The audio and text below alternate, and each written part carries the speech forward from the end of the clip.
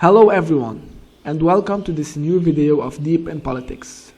So after having explained to you in the previous video how the US presidential election takes place, it's finally time to tackle in depth how the 2020 presidential election took place and to analyze its result in order to understand how President Biden was able to win it and to deduce from it the main reason that made him win this election in order to be able to predict the next elections, whereas it's the 2022 midterm election or the next election in 2024. So as I said, the main factor or the only factor that determines who will be elected the next US president is the electoral votes, the votes of the electoral college. The popular vote are not that important, as it's possible for a candidate to win the popular vote and end up losing the U.S. presidential election, and this is what happened with candidate Clinton in 2016. However, I will talk a little bit about the popular votes in both elections because they can give us a broad idea and a general idea of what happened in the election and what changed between the 2016 election and the 2020 elections. So let's begin here by the 2020 election. We see that President Biden outperformed President Trump in the popular votes by around 7 million votes, and he got 51.3% of the votes of the Americans, while President Trump got only around 47%. So just to let you remember, the popular votes are the votes of the US citizens. So the day of the election, each voter represents one popular vote. So as we see, President Biden outperformed President Trump by around 7 million popular vote. He did even better than candidate Hillary Clinton, who in 2016 was able to get 3 million more votes than President Trump. She got around 66 million votes, whereas President Trump got around 63 million votes. And as we said, despite winning in the popular votes, she ended up losing the election because she fell short in the electoral votes. So here we see that Hillary Clinton got 2% more popular votes than President Trump, whereas President Biden in 2020 got around 4.3% or 4.1% more popular vote than his opponent, President Trump. And this time, this was enough for him to win the election. So yes, the popular vote are not really important in determining who will be the US president election, but it's commonly accepted that if a candidate managed to get more than 5% popular votes than his opponent, he will end up winning the election. While here President Biden didn't get above the 5% margin, but he was very close to it, and in both cases it was enough for him to win the election.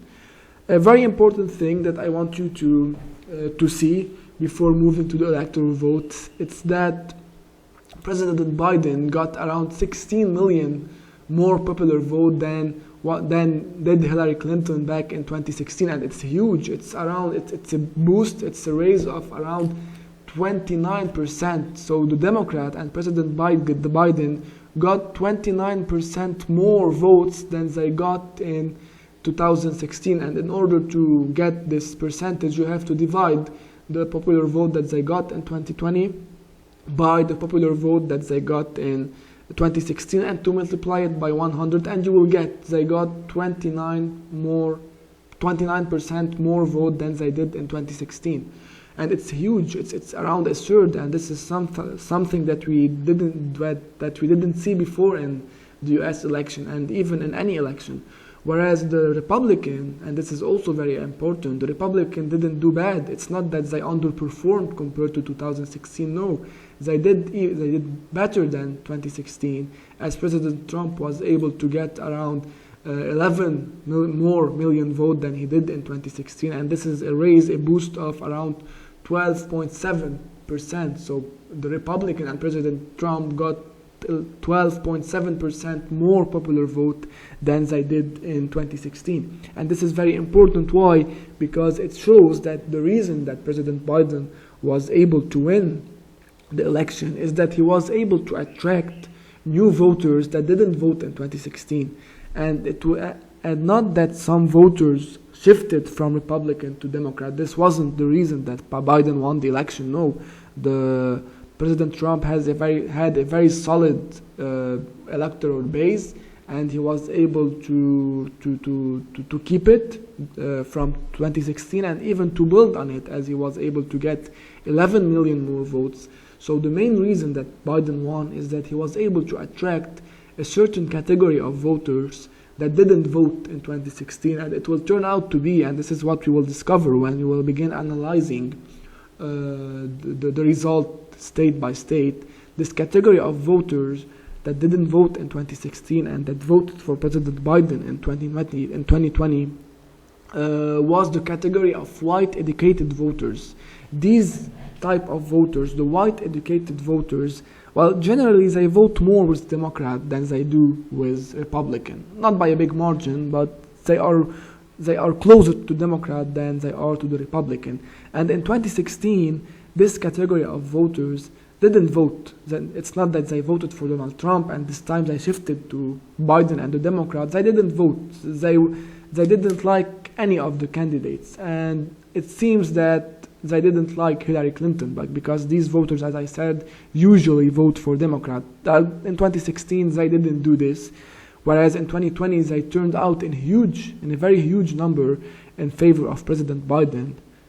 And this was the main reason why President Biden was able to win the election, because as you will see also, President Trump was able to improve among minorities. But anyway, that being said, just to resume, President Biden did very good in popular votes. He was able to outperform President Trump by around 4.1%, by around 7 million votes. He did even better than Hillary Clinton, and the main reason was that some voters that didn't vote in 2016 voted for him, and these voters were mainly white educated voters.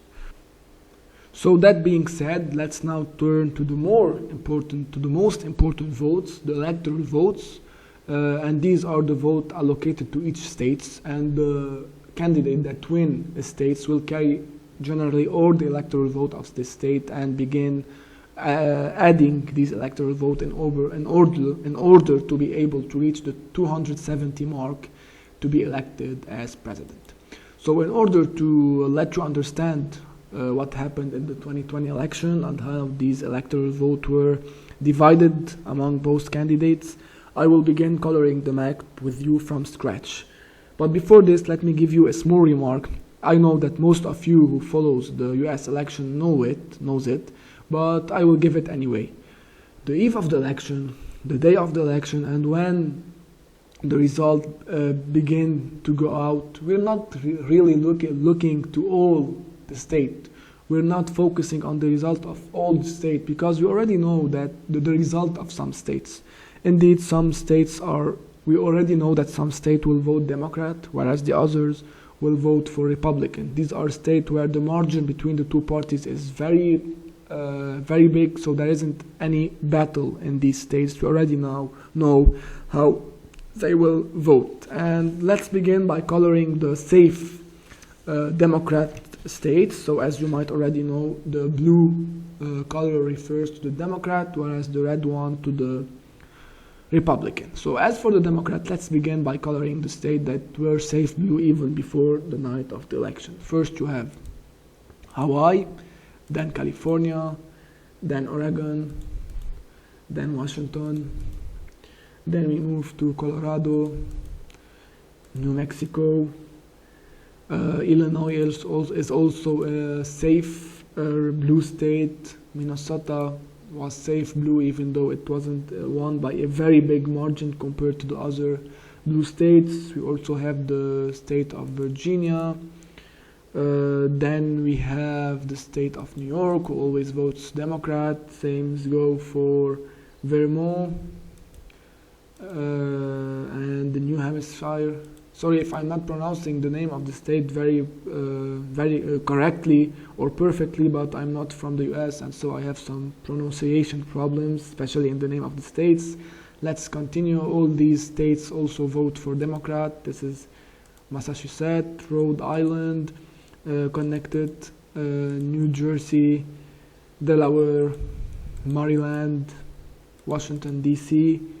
We also had the state of Maine. While the state of Maine is a little bit of an exception, it doesn't gives all its electoral votes to the winning candidate. It does not follow the winner takes all principle. So before even the election began, before the day of the election, we knew that the Democrats had 227 electoral vote guaranteed. We knew that they will have a minimum of 227 electoral votes. Now moving to the Republican, we already knew that they will win the state of Idaho, the state of Wyoming, the state of Utah, the state of Kansas, the state of Nebraska. Nebraska, like Maine, doesn't follow the principle of winner takes all, so the Democrats were able to take one electoral vote. The Republicans were also sure of winning South Dakota, North Dakota, Missouri. Where is Missouri? So this is Missouri. Also, they were sure of winning Arkansas, Louisiana, Mississippi, Alabama, Tennessee, Kentucky, Indiana, and also West Virginia. They were also sure of winning West Virginia and South Carolina. So these were the states and Oklahoma too. Oklahoma is a safe Republican state. Is there any state that was guaranteed for one of the parties? I don't think. Alaska. So this is it. Even before the election, even the day before the election, we were sure that the Republican had 126 electoral vote guaranteed, whereas the Democrat had a minimum of 227 electoral vote guaranteed. So in order to win the elections and to get the 270 mark necessary to win the election, the Democrat had to get 43 more electoral votes, whereas the Republican had to get a minimum of 144 additional electoral votes. And where do these electoral votes come from? Where? From the remaining states, from Nevada, Arizona, Texas, Iowa, Wisconsin, Michigan, Ohio, Pennsylvania, North Carolina, Georgia, and Florida. And these states are called the battleground state. Why do we call them battleground states? Well, because both parties are very close in these states. Both parties have strong bases in these states, and we don't really know who will win these states. So there is a battle here. There is a battle between both parties. And to be honest, the polling industry really failed in predicting the result of these battleground states. I mean, in most of the state, the polling industry was predicting a big win for President Biden and the Democrat, but President Biden ended up winning most of the states by a small margin. He also ended up losing some of the states that it was predicted that he will win. And some of these battleground states, or some of the states that the polling industry considered them as battleground state, ended up being safe red state. And here I'm talking mainly about the state of Iowa and Ohio. We will see that President Trump won them with a big margin. And even Texas, it was predicted to be a very close race in Texas, but President Trump also ended up winning it by a comfortable lead. So let's see what the polling industry predicted and what the results were. So Florida. Let's begin by studying Florida. So the night before the election, the average of the polls that were given by the polling industry or by the polling companies was predicting Biden to win Florida by around 2.5%. Keep attention, this is the average. So you had some polling industry saying that Biden will win the election by more than this, and others that were saying that he will win it by less. But the average pollings were saying that President Biden will win this election by 2.5%, so that Florida will be a blue state by 2.5%. And what do we get the day of the election? Well, as you see, it's President Trump that wins the election by more than 3%, by 3.3%. So this is the first failure of the polling industry.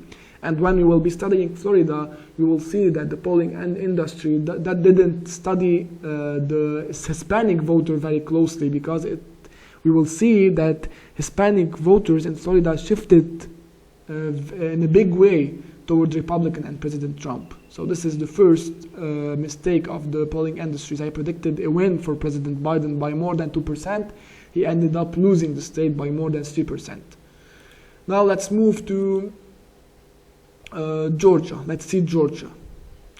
So the polling industry here got Georgia quietly well. Well, they predicted President Biden to win Georgia by 1.2%. He didn't win it by 1.2%. He only won it by 0.3%, but it was close enough, and so I can say that they did fairly well here. Now the big problem or the big failure for the polling industry came in Ohio and Iowa.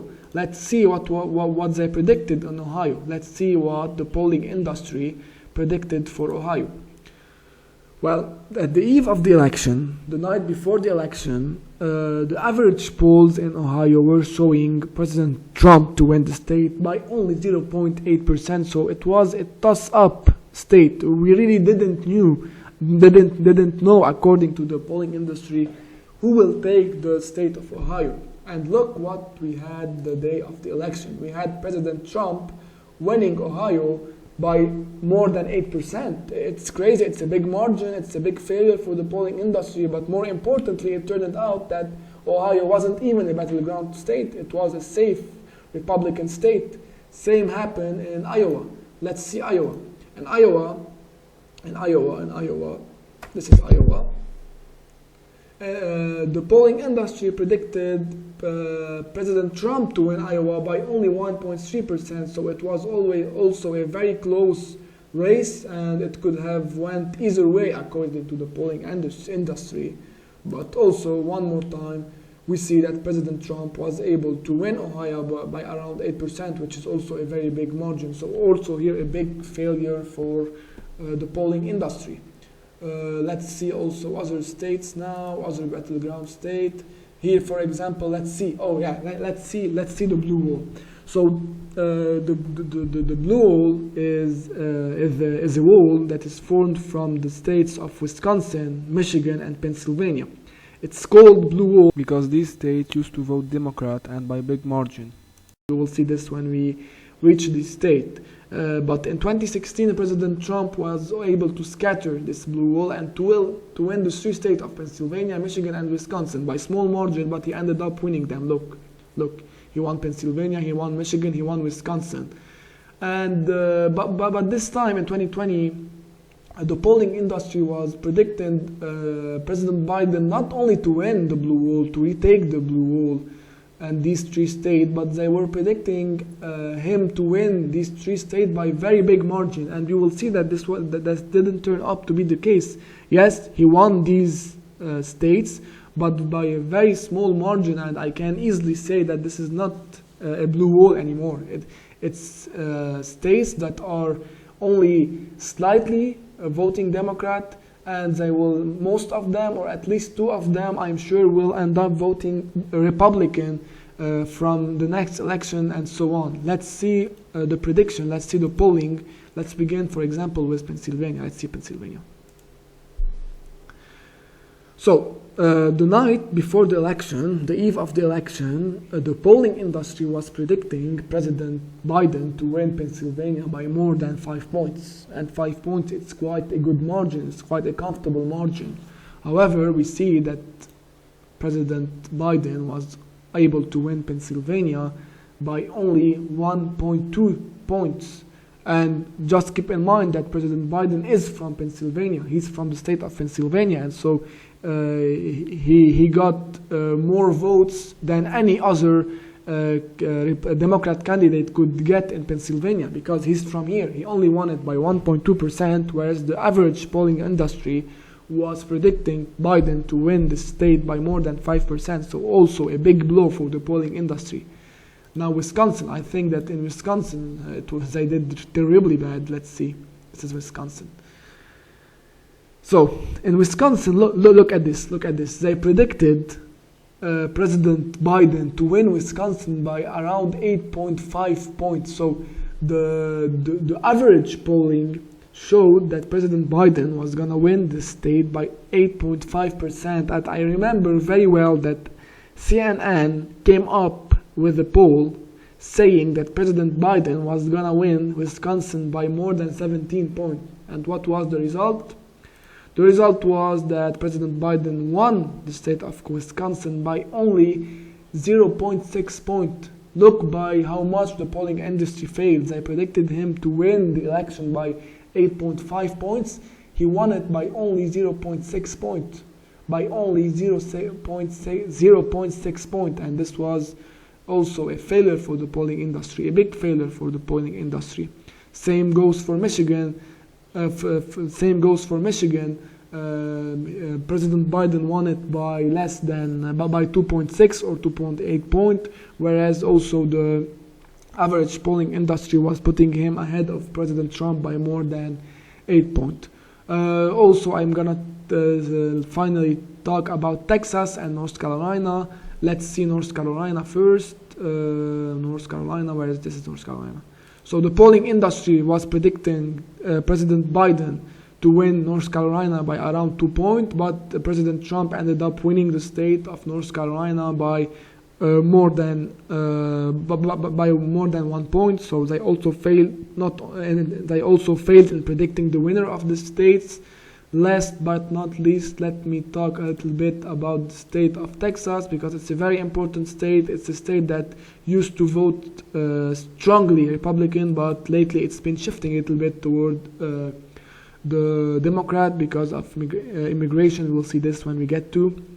So the polling industry was predicting President Trump to win the state of Texas by only 1.1%, and the result was that President Trump ended up winning Texas and its 38 electoral vote by around 6%. So just the main idea is that the polling industry is a big failure. Why? I don't know. I don't know why they are failing this bad. But what I can say is that for the previous election, we shouldn't rely on the polling industry. Just forget the polling industry. Just focus on what I will be telling you and what election specialists are telling you. Forget about the polling industry. It's a complete mess. They didn't get anything right. Even in the popular vote, they did terribly wrong. They were expecting President Biden to win the popular votes by more than 30%. He barely got over the 4% mark, so they failed. It was important to telling you this because we will not gonna rely on the polling industry in predicting the next elections. So now let's complete this map. So President Biden ended up winning the state of Nevada, of Arizona, of Wisconsin, Michigan, Pennsylvania. These are the states of the so-called blue wall. He also won Georgia for the first time in a while. Georgia is going toward the Democrat. It was regularly a red state, a Republican state. Whereas President Trump ended up winning Texas, Florida. He won Florida by more than 3%. It seems that Florida is no more a battleground state. It's leaning toward the Republican, and I think that it will continue to do so in the next elections. North Carolina also was won by President Trump. Ohio also is not longer a battleground state. It's leaning red. It's even safe red, and he also won the state of Iowa. And I can say the same thing about the state of Iowa. It's becoming a safe red state. So this was the result of the 2020 U.S. election. Democrat and President Biden won the election by 306 electoral vote compared to 232 electoral vote for President Trump. So before ending this video, I just wanted to give you the general overview of this election. I already talked about them in this video, but I'm gonna give them to you in bullet points. First, it was a big turnout election. Both parties did much better than 2016, But of course, it was the Democrat who did amazingly well. They got around 30% more vote than they did in 2016, and this was the main reason that allowed them to win the election. So, first point, very good or an amazing performance by the Democrat in the popular votes. Secondly, well, everyone was saying before the election that President Trump will get destroyed in this election. It wasn't the case. He proved to everyone that he has a very strong base. Most of this base is made of rural voters, of white voters, white non-educated voters, and by non-educated I'm meaning white voters that don't have a bachelor degree. It doesn't mean that they don't understand politics as good as educated voters. No, it doesn't have anything to do about this. They are conservative voters, and they are the stronghold voter base of President Trump. And these voters are not only right-minded voters, they are far right. They are from the far right, and I think that in any upcoming election, the Republican will have to take into consideration this voter base and their demand, because it will be impossible for the Republican to win any election without working on these rural white voters. It's their stronghold base. They need to work on them. They need to keep them, and most importantly, they have to motivate them in voting. And so, from now on, I think that all the presidential candidate of the Republican will be even more to the right than the typical. They might not be as they might not be a far right candidate like Donald Trump, but they will be more to the right than the usual Republican candidate. So first point, the Democrat did very well in the popular vote. President Trump proved everyone wrong, and he made sure that he has a very strong electoral base. Third, and most importantly, we see that this U.S. electoral map is changing. It's changing. We have Georgia that went for Democrat since a while. Same for Arizona. But we also see that this blue wall is no longer a blue wall, and that the Republicans are very close to flip many of these states in the upcoming election, and especially Wisconsin and Pennsylvania. I do not see the Democrat winning the states of Wisconsin and Pennsylvania for many elections from now on. So thanks for listening for this video. Maybe it was a little bit long, but it was a good introduction. There are a lot of points that you need to keep in mind in order to continue this, in order to understand this analysis of the 2020 election. The next video will be about the election, the result of Florida. Florida was a state that was followed by everyone. It was expected that President Biden will win the election. It was predicted by the polling industry. He ended up losing the state of Florida by more than 3%. It seems that the state of Florida is going more and more toward the Republican, and we will see why in the upcoming video. Thanks for listening, and I'll see you very soon.